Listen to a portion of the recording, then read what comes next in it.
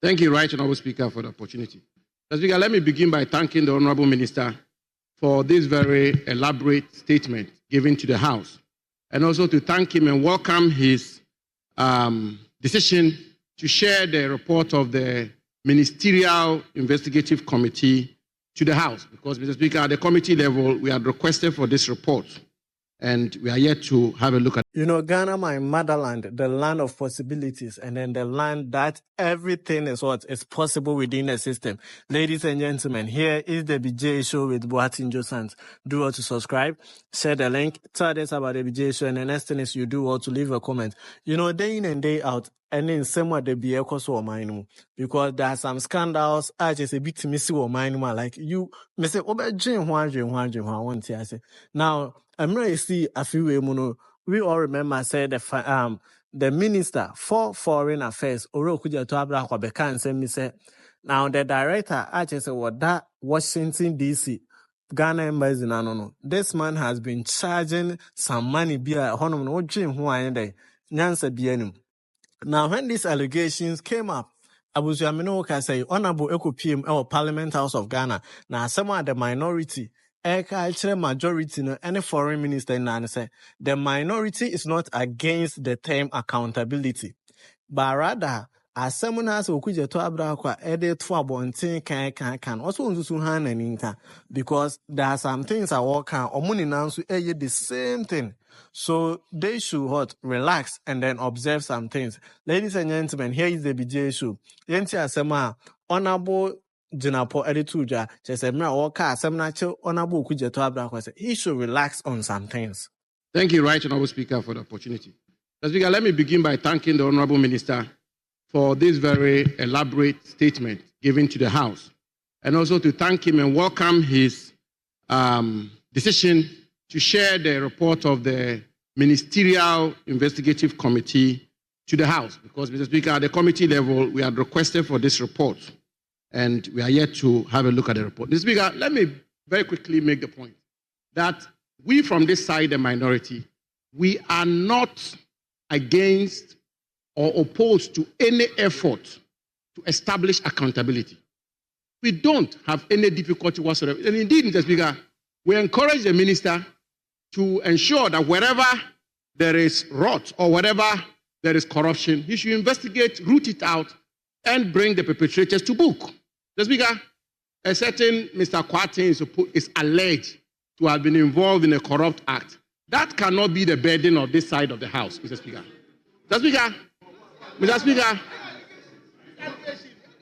Mr. Speaker,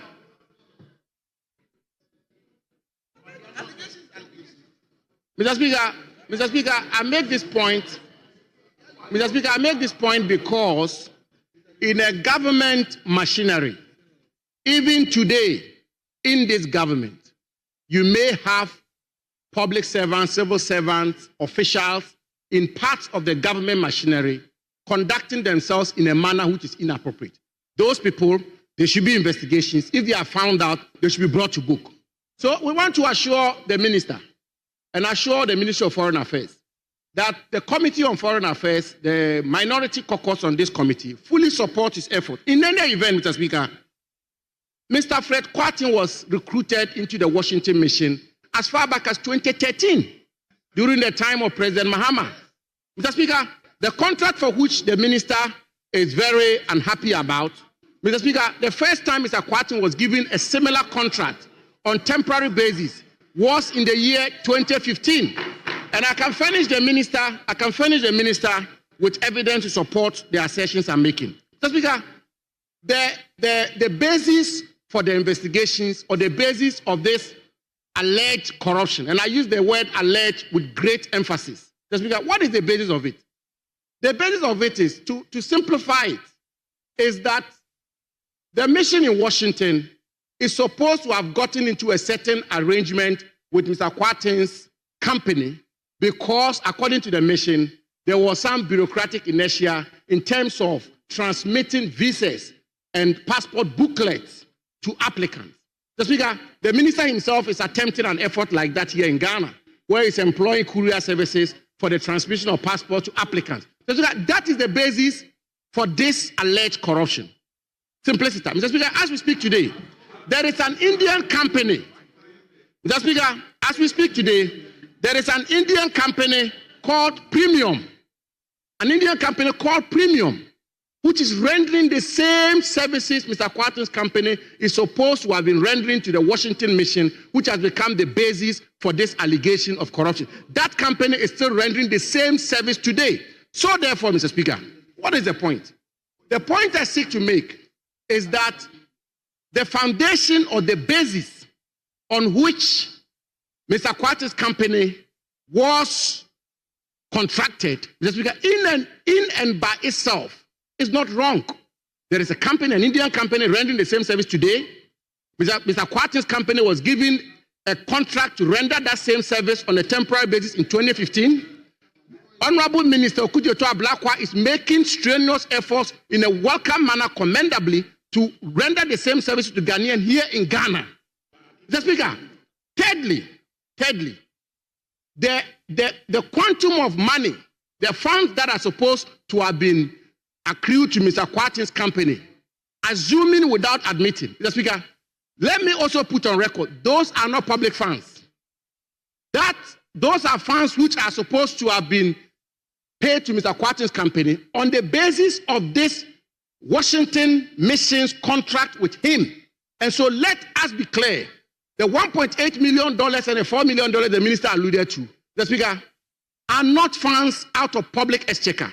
These are amounts that the minister has put together, has estimated to be, Mr. Speaker, in conclusion, there's a final point I need to make. Mr. Speaker, so the difficulty the minority have had is the question whether or not the allegation for which reason the minister set up the committee of inquiry warranted the closure of the Washington mission. Mr. Speaker, let me refer you to the Vienna Convention on Diplomatic Relations, 1970. Mr. Speaker, it's very important. As the majority there rightly said, this is a matter which has generated a lot of domestic and international interest. And I'm the ranking with the greatest respect. Mr. Speaker, if I may refer you to the Vienna Convention set up copiously the steps that a country ought to take or to adhere to in closing down a mission. The first step, Mr. Speaker, step one, government decision must be at the highest level. There must be a notification to the host country. There must be coordination with the host country. Before the announcement and the reassignment of foreign service officers, Mr. Speaker, thank you. There must be, these steps have to be adhered to. And the point we made here, and if I may conclude on that, your point is made. That, Mr. Speaker, is that the procedure which was adopted, the procedure which was adopted to close down the Washington mission was one which is alien to public international law and is not consistent with the Vienna Convention. Thank you. And in 48 hours, the minister opened the mission, and that tells us that the decision was a rushed one. We welcome the probe. We don't have a difficulty with the probe, but we will always insist that we should adhere to procedural propriety in terms of how we manage our foreign relations and foreign policy and the missions of our country. That is the position of this minority. I thank you, Mr. Speaker. So that's the minority. As some of say, I'm more relaxed because sometimes, how they will bring out some issues. Just say, but rather will carry. There is a majority for them, especially the NDC. Here is the BJ Show. Do what to subscribe, share the link, tell us about the BJ Show, and the next thing is you do what to leave a comment.